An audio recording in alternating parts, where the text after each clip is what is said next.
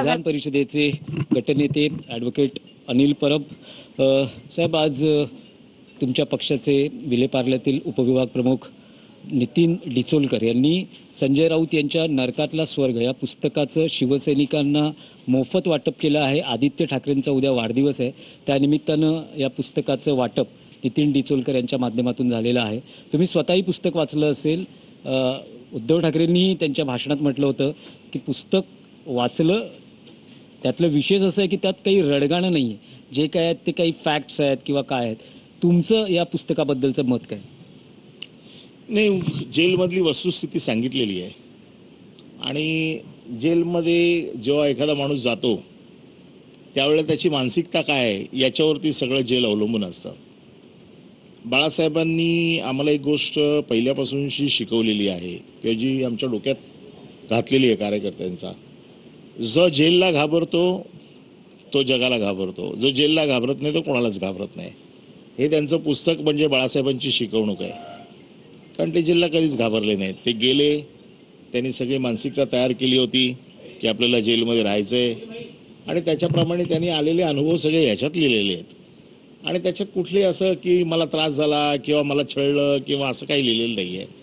जेलमध्ये जे काही रेग्युलर चालतं, जेलमध्ये कशा पद्धतीची वागणूक असते, जेल कसा असतो आणि मानसिकता कशी कार्यकर्त्यांची मजबूत करावी, कारण आपल्याला माहिती आहे की शेवटी नेत्याचं काम असतं कार्यकर्त्यांचं मनोधैर्य चांगलं ठेवणं, ते तुटणार नाही, लढण्यासाठी त्यांना मजबूत करणं हे खरं म्हणजे नेत्याचं काम असतं आणि ते नेता म्हणून संजय राऊत यांनी केलेलं आहे। आता आदित्य साहेबांचा उद्या वाढदिवस आहे आणि ह्या वाढदिवसाचं औचित्य साधून आमचे विधानसभा समन्वयक नितीन डिचोलकर यांनी सर्व शिवसैनिकांना हे पुस्तक वाटलं आहे।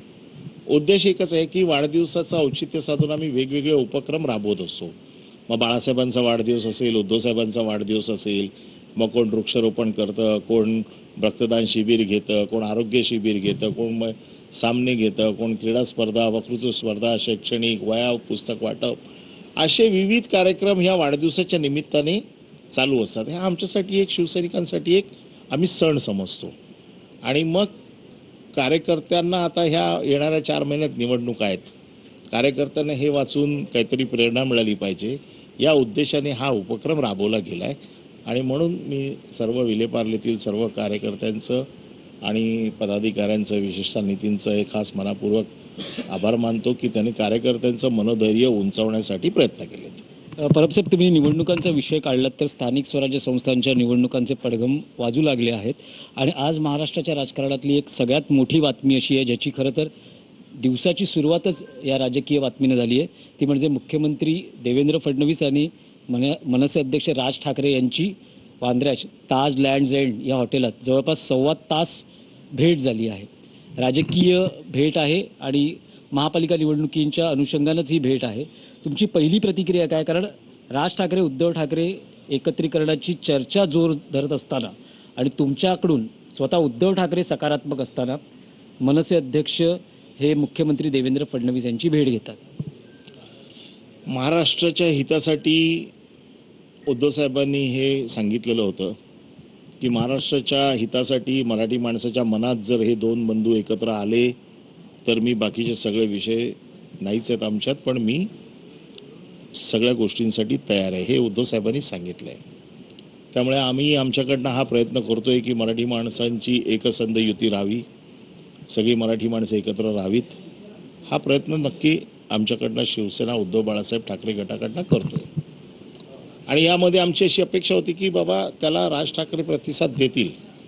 आज राज ठाकरे जे देवेंद्र फडणवीसांना भेटले असतील तर त्याच्यात काय बोलणं झालं, काय त्याचा तपशील आहे, त्याचे काय पडसाद आहेत, हे आम्हाला अजूनही माहीत नाही। त्यामुळे आत्ता त्याच्यावरती बोलणं काही उचित ठरणार नाही।